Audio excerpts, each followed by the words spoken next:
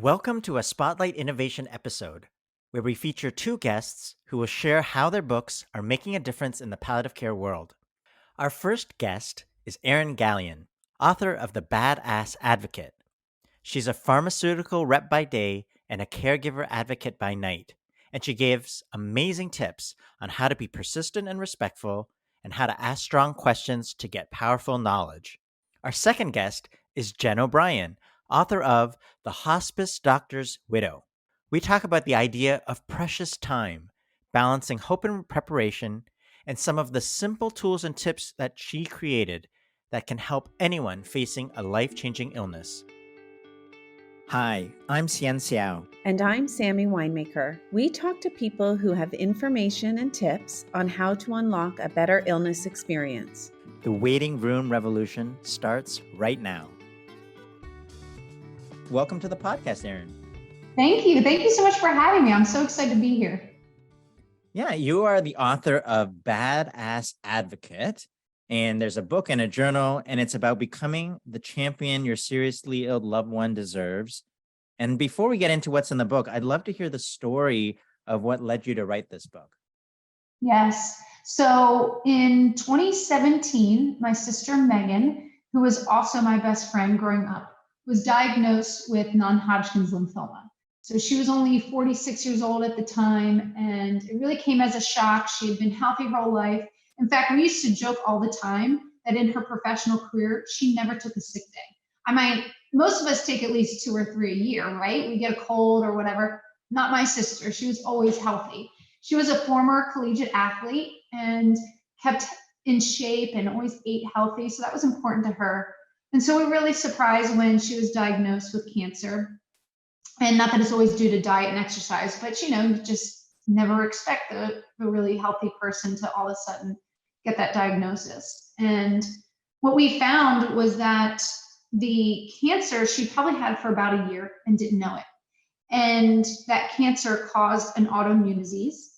And the autoimmune disease caused a very rare and aggressive lung disease called bronchiolitis obliterans, also known as popcorn lung. In February of 2018, the good news was that she was cancer-free. She went through chemo and she did get through cancer. She would always say that she was going to kick cancer's butt, and she did. And we were so happy to hear good news finally. But unfortunately, the lung disease had just continued to progress. And it would continue to do that until October of 2018 when Megan passed away.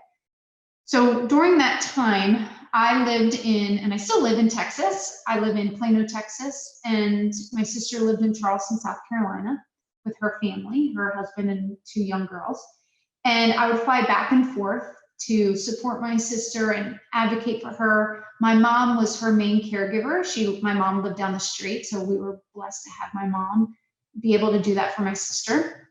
And I realized that after she passed away, and it was so tragic for my family, that I needed to give back to other families. So how did that experience turn into a book? So I've been in the pharmaceutical industry for over 20 years, and I teach pharmaceutical reps how to speak to physicians. So that's my job. It's still my job today. I train them on lots of things like their career development, selling skills, how to speak to physicians, how to understand different communication styles, and all of those things that I learned came in handy when I was advocating for my sister. That was never my goal, right? But it did. My professional knowledge came in handy, and I thought, well, if I take this knowledge that I've gained over a 20-plus year career and I can use it for my sister, then other families can use it too. I just need to teach them how to do it. And so that's really been my mission ever since my sister passed away. It's my way of keeping her legacy alive, keeping her alive in my heart, and then also giving back, because I don't want her death to be in vain. And so I thought, well, this is the one thing I can give back to the world. And so I wrote the book that you mentioned, Badass Advocate, which people love the name. I didn't expect that, but and it wasn't because I felt like a badass. It was because I feel like I can teach others how to be a badass. Some of these things we did while my sister was sick. And other things I realized looking back that I wish I had done, or we could have done a little bit different and learned. You always learn from your experiences, right? So why not give someone else that gift and say, You can go do this, and you can do it better than me. And so in your book, can you tell us about some of the strategies that you talk about and share, some of those tips that you've learned that others could try to emulate? Absolutely. So the number one tip that I talk about is building a support team. And I'm sure you might have heard other people talk about this because you've been doing this podcast for so long, but it's so important. So even if people have heard it, I'm going to remind you to do it. You really need support. Whether you're the main caregiver or if you're someone like me that my mom was the main caregiver, but I still was supporting my sister. I had a lot of anxiety and stress seeing my best friend be so sick and have this diagnosis. Having people around you to support you is critical. So build that support team, work with the patient. Don't ever do it on your own in a silo because really the patient, it's their health, it's their body. And so they need to be in on who's part of their support team. Is it a best friend? Is it a neighbor? Is it siblings? Maybe it's not your immediate family. Maybe you don't get along great, or maybe it is. Maybe it will naturally form like it did in my family because we were close growing up, but I know that not all families are like that. So my sister had a mixture of my immediate family, her husband, and then a cousin, and then a really close friend. So it was kind of a mixture of people that came together and we were advocating on my sister's behalf. And in addition to that, we helped each other. You alleviate stress from each other. Hey, I'll step in today and I'll do this for Megan. I'll take her to the doctor's appointment, or I'll go pick up her meds. Every patient and every caregiver needs more than just yourself, right? You need other people to help you get through it. Yeah. One of your other tips, which I think is really helpful, is be persistent and respectful. And this is one of the things that people struggle with a lot because, they sort of have the sense that they have to be a good patient and they don't want to rock the boat. But, you have a background in pharmaceutical sales. Like, what advice do you have for people to be persistent and respectful? Yeah, it's a great question. So I feel like people usually fall into one or two camps because it is an emotional time for everyone. Either they are almost too polite, like what you're talking about, where they respect physicians, which you should, right? We should all respect physicians and each other. That's not a bad thing, but don't put them on such a high pedestal that you fear asking questions or giving pushback. That's going to hurt you, and it's going to prevent you from really advocating for your sick loved one. There's also people that are too aggressive, so you need to be respectful. So what I talk about is something that I teach in pharmaceutical sales, and it's how to handle pushback. And let's say you disagree with what the physician or the nurse, it doesn't matter who it is. It could be someone in an insurance company. It doesn't matter who the person is, it's the same technique. And it's AAEA is the abbreviation. So the first one is acknowledge. You want to acknowledge what the other person is saying. So if you and I are just in a casual conversation and we disagree on something, and I come at you disagreeing, how's that going to make you feel? You're immediately going to put up your back. You're going to get defensive, and you're not going to hear anything I'm saying. And now we have two opposing opinions, and no one's listening to the other party. That's going to get you nowhere. But if I can acknowledge that I've heard what you said, that already opens up that dialogue. So that's the very first, almost if you don't remember all of these, this is the most important part, acknowledge what the other person said. And you can do that by repeating, saying, I hear you. And then you do want to ask questions. You might not be 100% clear, even if you say, I understand, doctor, what you're saying, or this is what I've heard you say. You may have misinterpreted. So ask some questions. Is this right? Is this what you're telling me? Are you saying that my mom should do X, Y, and Z? Or are you saying this? I don't know if I'm 100% clear. Make sure that you're on the same page. And then you want to, after you listen and you're fully clear, so that may take some time, you want to explain your side. Now it's your time to talk. So I recommend if you're going to have this conversation and you're planning on this conversation, it's not impromptu, come prepared. You can't always come prepared to every conversation that's a conflict, but if you can, do your homework. Maybe a doctor has given you steps or the patient steps of what they should do next, and you've heard differently, or you got a second opinion or a third opinion and it's conflicting. Come prepared with what those things are. Have it written down, whatever you need, print it out, so you have your argument for I wish I had a better word for that because I don't want you to argue, but your side of the story, maybe you have it prepared. And then I want you to come to an agreement. And maybe the agreement could be that you part ways with a physician. That's sometimes going to happen. But I hope that doesn't. I hope what happens is that you two can agree upon what next steps are because you've heard each other's side of the story. Wow. The AAEA. Love it. Yes. I think it's going to be applied Yes. to. So acknowledge, ask questions, explain your side, and then come to an agreement. Amazing. Because I'm looking at some of your resources on your website, and the strategies are laid out there, which obviously accompany the book, and there's the other resources that go with it. Your third strategy is asking strong questions. And so with your background in pharmaceutical sales, like what does that mean, and what are the tips behind asking good questions? Yeah, this is one of my favorite ones to talk about because I also love teaching new hires how to ask good questions. I don't know why, but I think it's a lot of fun. And most of us who aren't in sales don't think about the questions we ask. We just ask what's ever on our mind. And so a lot of times what we do is we ask close-ended questions. So a close-ended question is a question that will start with do, is, are, can. All of those questions will result in a yes or no answer for the most part. Unless if you speak to someone like me who is like very talkative, I may give you unwanted information. But anyway, for the most part, if you ask questions that start with those, you're going to get a yes or no answer. That's not a bad thing. But if you are trying to advocate for someone and you're trying to gain information, as much knowledge as you can, you want to ask as many open-ended questions as you can. So open-ended questions start with what, when, who, how, okay? And that way, the person that's listening and answering the question, they will give you unsolicited information, meaning that they are just they're going to open up the door. You've just opened up the door for them to just spill out that information and give you anything that's in their mind. The thing I would say is try not to lead them down the path, okay? Sometimes we can still ask a what question and make it leading. Well, you might say something like, well, what about exercise? And then you make it a close-ended question by saying, can they walk? No, don't follow up with a question. Not yet. Say, when we're talking about my mom's health, let's say your mom has diabetes. When we're talking about my mom's health, what kind of exercise is best for her? And just zip it and let the physician or the nurse speak and give you the information that they see is best.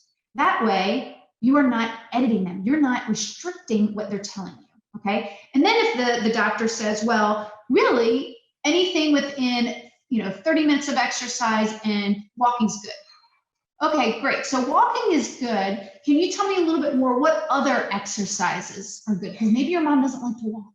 Maybe it's too painful for her, whatever it is. So you can follow up with some other questions. If you use those techniques, you will get better information out of the person that you're speaking to. But it's not always easy when you're new to it, okay? So my tip is when you're at home, before you go and speak to the physician, if you have an appointment, write down all the questions that you have.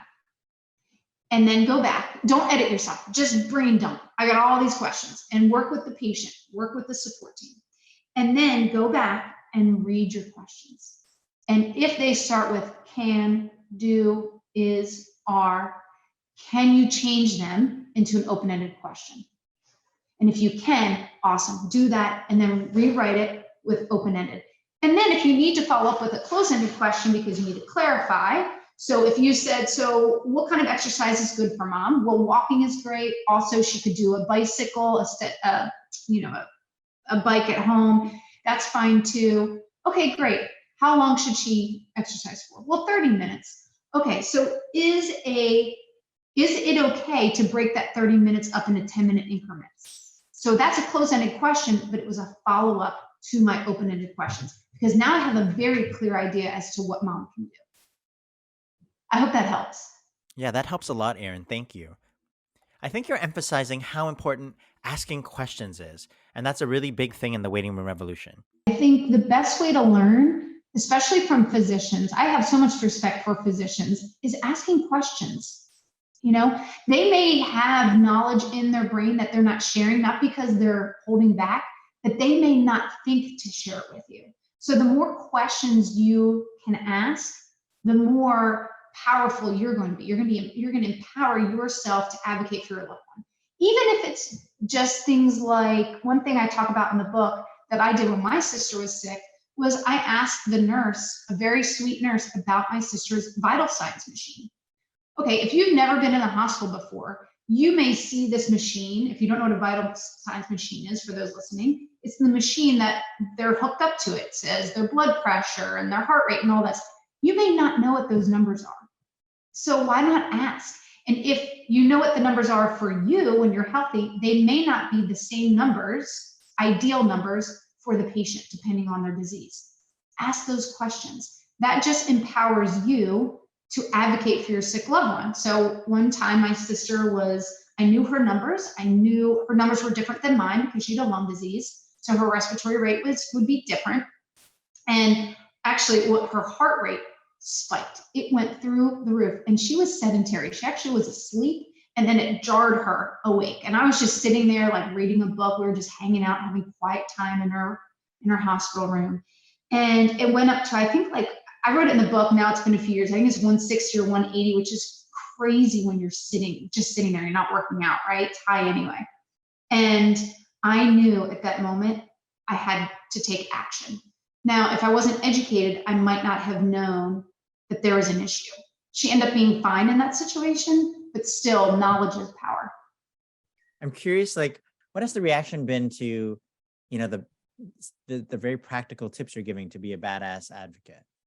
Yeah. So I've gotten some great feedback, and I think the best feedback that I've gotten is from just people that are like me or like you, that, they have a sick loved one. It happens suddenly. They don't know what to do. They hear about the book, whether it's someone gives it to them or they stumble upon it on Amazon or what have you, and that they may not put all of the tips to use, which is fine. That wasn't my intention. I don't expect that. But even if one or two things I say in the book resonate with you, and it's the exact thing that you need at that time in your life, and it works, great. So I have, like, one story at the start. I had, it was actually a coworker of mine, her father-in-law, I'm sorry, not her father-in-law, her father had I think it was a heart attack, either a heart attack or a stroke. I think it was a heart attack right before Christmas. And her mom was the advocate. Now, her parents don't live near her. They live several states away. So she gave her mom my book, and her mom read it, and she went into the chapter about how to ask strong questions. And so I talk about techniques that salespeople use to ask better questions, which is really important when you're speaking to doctors or nurses. You need to gain all that knowledge that we talked about. And so she went into this appointment with the doctor and her husband, asked him a bunch of questions after reading that chapter. And at the end of the meeting, the doctor said, "Wow, you asked some really good questions." And I felt so good that, I can't cure my coworker's dad. That's not what I'm going to be able to do.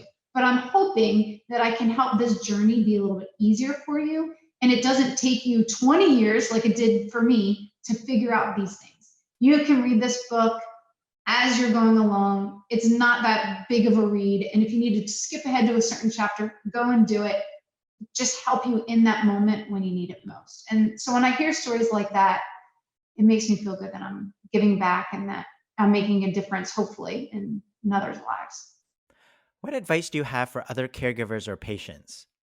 I think that's what caregivers and family members in general need to understand is it's hard if you can't control the disease, because you can't, but what you can control is how you advocate for your loved one. And you can speak up, and it's not just speaking up to the doctor, the staff, it's also taking care of them. Don't forget about what's going inside here, their mind and their heart. Like, I think sometimes we focus so much on the disease, we forget there's still a person there who is afraid or, overwhelmed or has anxiety. Like, don't forget about them and help them to work through those feelings that they're experiencing as well. And so my hope is that things get better for patients and for caregivers, make it easier on them. My personal goal is just, like I said, to get in early in their journey. So I'm hoping that the more steam that my book picks up, and it doesn't have to be the book, just even my website, my social media, things that people hear, and I speak on podcasts, I speak at different public events. I hope that the right people hear at the start of their journey so they can advocate for their loved one and they know how to do it and they feel confident and they get their loved one the best care possible. Their diagnosis is almost not relevant. It's whether you get them the best care. That's what I care about. And that's all I can help you with. Thank you so much for joining us today. Thank you so much for having me. This is so much fun speaking to you. And I feel like I was thinking about the title of this podcast, and the waiting room really resonates with me because I can't tell you how many doctors' waiting rooms I have waited in my entire life, between being a patient myself, a caregiver and advocate, or a pharmaceutical rep, or coaching a pharmaceutical rep. So this is just one more waiting room, and this is the most fun waiting room I've ever been in. So thank you so much for having me. Thank you. We're excited to have Jen O'Brien, the author of The Hospice Doctors Widow, on our podcast today. Jen, welcome to the podcast. Thank you so much for having me, Sian and Sammy. I am absolutely honored. So are we. Yeah, I thought I would just kick it off with a question of, the backstory of the book and what motivated you to write it. Well, that's quite a story, actually. It was never intended to be a book. It was an art journal that I kept. When Bob was diagnosed, my late husband, Bob Lemberg, was a hospice and palliative care physician and got diagnosed with a metastatic stage 4 renal clear cell carcinoma. And I'm a self-taught collage artist. And I sort of turned to art journaling just as a method for self-care. Mm-hmm. And I kept the journal. He lived for 22 months after the diagnosis, and I kept the journal throughout that time. Of course, there was a point at which I didn't actually, I was just writing stuff and came back to create the images later. And then I kept going with the journal for about a year and a half after he died. It was, like I said, it was really, I don't even think Bob ever knew about the journal. And then my background is in healthcare, in leadership. I do a lot of interim CEOing for very large physician practices. And so I was doing one of those positions for a multi-specialty group here in Little Rock, Arkansas, where I am. And a neurologist that I worked with was telling me about how he was diagnosing 3 different patients with ALS. And I brought my journal into him. And he took it home and read it and came back the next day and said, yeah, you're not getting your journal back. I will be loaning it to these patients and their spouses. And you need to try to figure out how to get that thing published, because it helps close the gap between what I can do for the patient and what the family caregiver really needs. And well, you can imagine, right, how compelling that was, that my little old art journal might help some other people that were going through what I'd gone through. And so, yeah, I went to work and found a very, very small, very independent press that was willing to take a chance, because it's a very odd book. It's 8 by 10, it's premium color, it's only 85 pages long. So it's really odd. It's a picture book, basically, for all intents and purposes, about taking care of my husband who's dying. And then for a little bit at the end, the grief stuff. And so, yeah, they took a big chance and published it. And it won 4 awards, including a Nautilus Award. So, and perhaps more important to me is that it's helped a lot of people. So, yeah, so that really wasn't a decision to write the book. It was just sort of, yeah, it came out very organically. And yeah. Well, you and I connected very early in my social media debut, I would say. You were one of the first people that connected with me. And Yes. I believe we connected over some of the tools that you had created for caregivers. Not just for caregivers, actually for patients, to planning ahead and getting prepared for, a progressive illness. And I just have found your work very practical and very helpful. And so I'm wondering if you want to describe some of the tools that you have created. Sure, sure. Yeah, that was something quite natural that came out of after the book came out. People started asking, well, what about this? And what about this? So I actually have 4 free downloads at this point. One is a fun 5 art journaling prompts. It's not necessarily for going through this, it's just art journaling. But people don't even know what art journaling is. So it's a fun thing. They can download it and art journal to their heart's content. And then the second one was indeed like 10 self-care ideas that don't cost you anything, because I think a lot of folks think self-care is like an expensive massage and that sort of thing. And if you're caregiving, you typically don't have the time or the money for that kind of thing. So very, as you say, very practical self-care tips for the family caregiver. And then I did this thing called the At Peace Toolkit, a guide to being at peace with end of life. And it is a 3-step guide to sort of getting your stuff together, whether you are well or ill, anybody to get their stuff together and start thinking about being prepared for end of life. And then most recently, I'm not sure if you saw this one or not, but because of my background in leadership in healthcare, I started to think about the family caregiver position and thinking about what if I had to hire for this job, right? And so I was like, what would that position description look like? And I created a formally written position description. I consulted, besides kind of knowing what I did and what I was called to do and what's involved in a formal position description, I consulted a good friend of mine who happens to be a pediatrician whose adult son was 5 years ago became a quadriplegic as a result of a skiing accident. So she knows what she's called upon to do. So we created this position description that is, its purpose is twofold. One is to help those of us in healthcare to understand what we are calling on these lay people to do. It's a big job. I will tell you, there is no collective bargaining agreement that would ever agree to this position. And then the second reason was to help family caregivers fully recognize what they are doing. And then at the point at which, for whatever reason, more than likely the death of their care recipient, they're going back out into the world, then they have a formal document that describes some of the things that they've been doing so that they could, fill in a gap on a resume in a way that would help a future employer really understand what they're capable of. Not necessarily, not to say you're certified in anything that but just to say, this is what I'm capable of. I have done this. I know my lane, but I am also capable of learning and performing.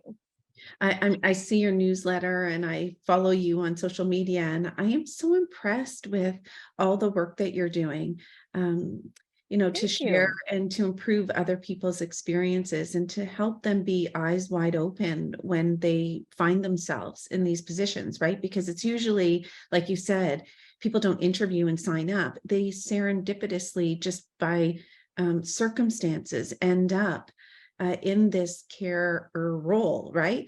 But they don't even realize that's what they are until they're deep into it. If it's okay, I kind of want to go back just a teeny bit, because what is partly so interesting about your story is that Bob was actually a palliative care doctor. Yes. And so while he has spent his career helping other people to live well while they're dying, and then suddenly when he got his diagnosis, you were called upon to do that. So can you tell us a little bit more about what that was like, the story there, and what you learned from him that helped you? I'm so thrilled that you brought us back to that. So I think that really ours was the consummate in the no journey. In that, as you point out, Bob was a palliative care physician himself. He knew palliative care, end of life, inside and out, professionally. I had already lost my only sibling and my mother, and so I knew it personally. One of the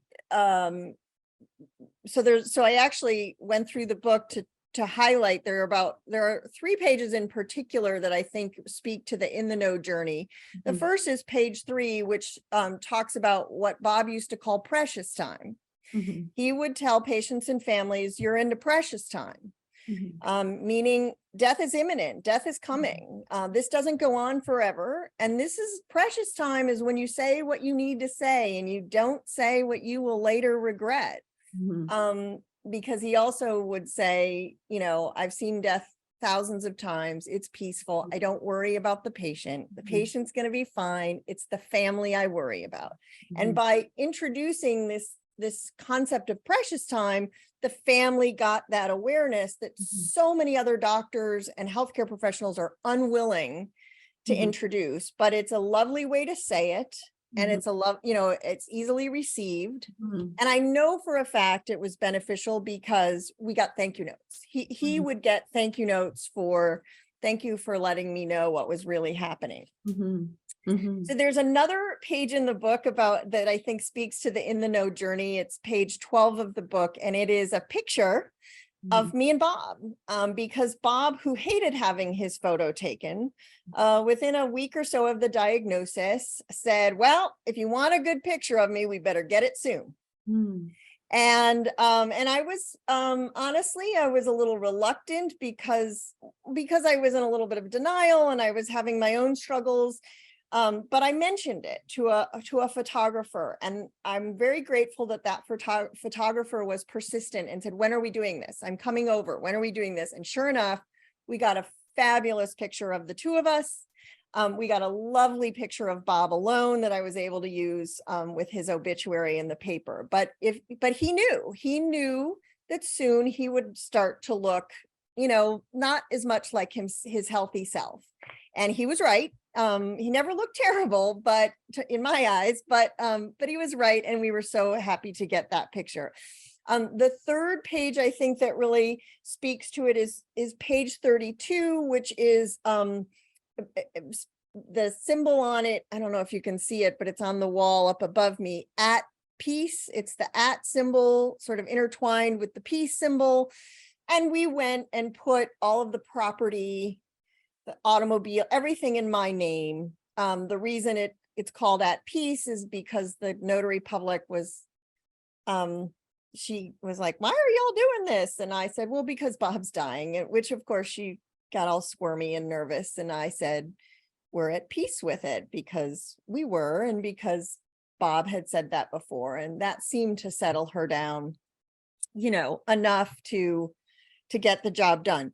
There is one fourth page that I forgot about, page 51. I won't yammer on about it, except that I watched Bob decide on treatments, right? When you're cancer, especially cancer, I think you get presented this treatment works for a while and then you get a bad side effect and you can't take it anymore. And so the oncologist will offer something else. And I watched him in his doctor brain, decide whether he wanted to try something, and thought about, wow, how great it would be, and I basically distilled that down to a bunch of questions that I understood.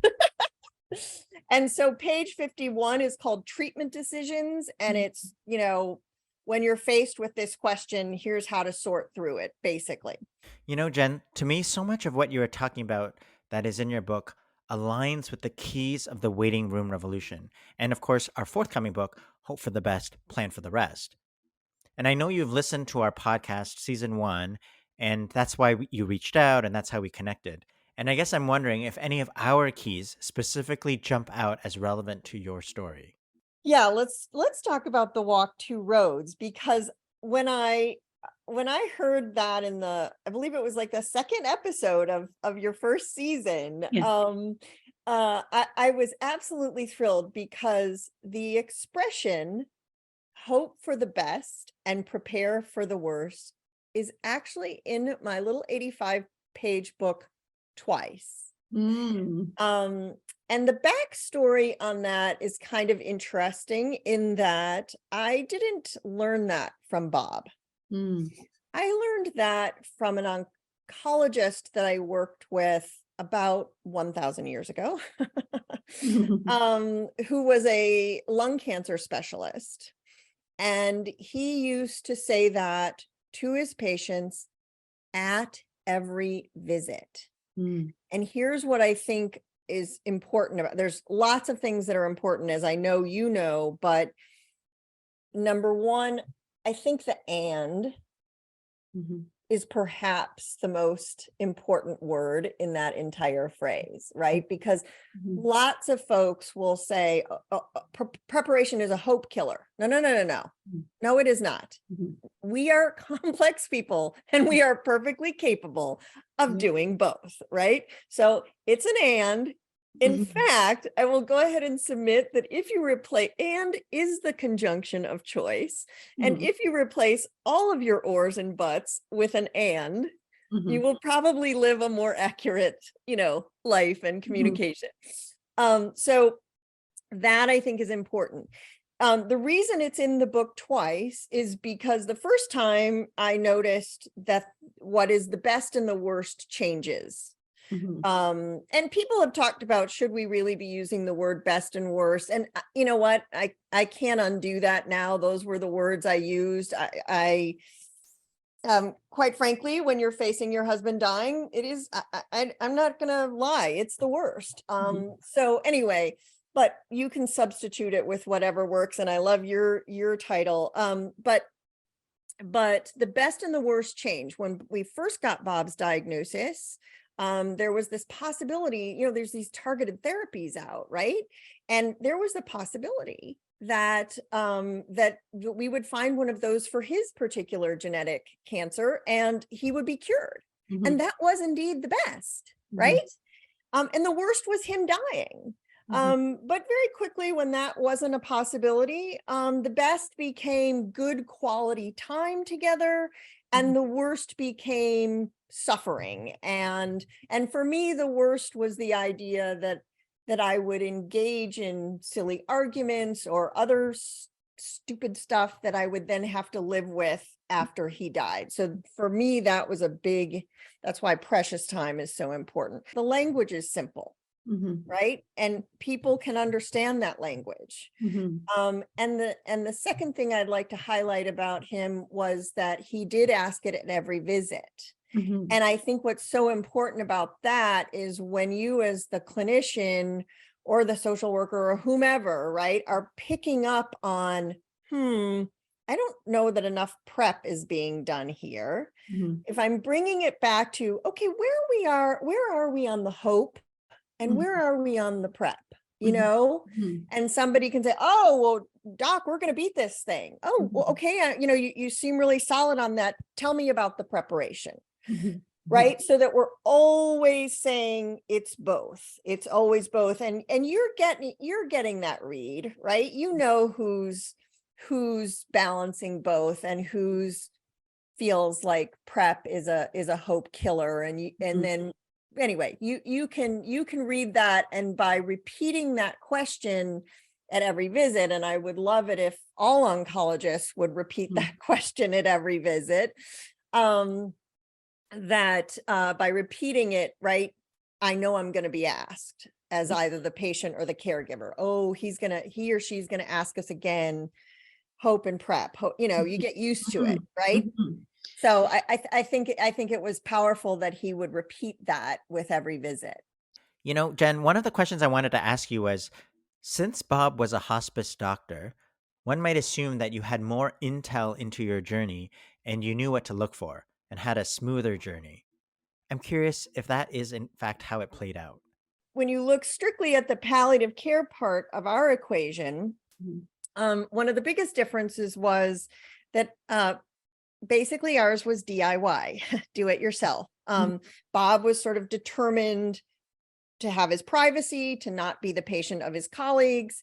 And I was determined to give him that, right? So probably the person who suffered the most was me, because palliative care is one of the few specialties that actually does recognize the role of the family caregiver better than all the other specialties. And so I probably lost out a little bit on some professionals who could have seen that I was like, nearly losing my mind on a couple days and that kind of thing. And interestingly enough, hospice was also not as smooth as you might have thought, given that it was such an in the know journey. And again, I think it's worth exploring, because in essence, even the hospice doctor had trouble admitting himself to hospice. So I think it's perfectly understandable. It's a very hard thing to make that transition. And I have lots of thoughts and ideas on what makes that so hard. In Bob's case, I think it was very specific, and it's one of the few regrets that I have. I think it came down to, he didn't want to die at home. He wanted to die in a facility. He had worked in a hospital for 50 years by the time he died. He was more at home in a hospital, not necessarily, an inpatient hospice. He was more at home in a facility than he was at home sometimes. And I knew he didn't want to die at home. And I think what he was having trouble with was admitting himself to hospice status, knowing he wasn't going anyplace. But I knew I could get him there before he died. And I just never made the connection that I needed to assure him of that, because also he was the physician, right? He had been a physician for over 40 years at that point, and nobody was really I certainly wasn't going to argue with him when he was saying, this is what we're doing next. He's in charge. He just happened to also be the patient. So it was a really tough situation. But it ended up being a bit of an intense, he didn't end up admitting himself to hospice status until about 10 days, 2 weeks before he died. And it came, we'd had, as you can imagine, I was on my own. There was nobody helping me, because that's what he wanted. He wanted only me. And we had some really rough nights. And I am no clinician, let me tell you. Okay. I don't do bodily fluids. I did for him, but I get nervous about stuff. And we'd had another really rough night. And I said, that was really hard. And he got really cross with me. And he said, Jen, I'm dying. What's the worst that happens? I die. And I said, you know what, Bob, I'm sorry, but that's not the worst that happens. If I walk back into the bedroom and you've died, I know who to call. I know what to do. But if you fall out and you seize or something happens and you haven't died, and you've been so clear with me not to call the EMTs, what am I going to do then? Because if I don't call someone, the sheriff's going to show up at my house and say, lady, your husband died due to your neglect. I mean, I live in the South, this could happen. This has happened. So he kind of, when we had that, he got wide-eyed and he realized I was absolutely right. And that if he just admitted himself to a hospice status, at least I would have someone to call that wasn't going to resuscitate him, that was just going to make him comfortable until he died. Do you have any advice for patients and families who are just starting their journey with a serious illness? Oh, wow. Really the foundation of this podcast is the best advice. And I'll replace the in the know, yes, but I'm going to go ahead and augment that with precious time, with recognizing that's what that is. Meaning, we know how this ends, right? Even if you go into remission, even if you get cured for a time, at the end of your life, you will still die. I talk about the triad of certainty, which is at the end of life comes death. There are no do-overs in end of life, and changed forever, the loved ones remain and remember. And I guess my advice is put that triad of certainty first and go toward that in the walk two roads way, balancing both, enjoying the time you have, but recognizing the work and the preparation to be done. Yeah, absolutely. Mhm. Thank you, Jen, for all your time today. Yeah, Absolutely. It's my pleasure. this has been fabulous. Thanks for listening. Don't forget to rate, review, and subscribe if you haven't already. You can visit our website, waitingroomrevolution.com, to learn more about our movement and how you can join it. The podcast is produced by myself, Kayla McMillan, Valerie Bishop, Shilpa Jyothi Kumar, and Maggie Sivak. Our theme music is Maypole by Ketsa.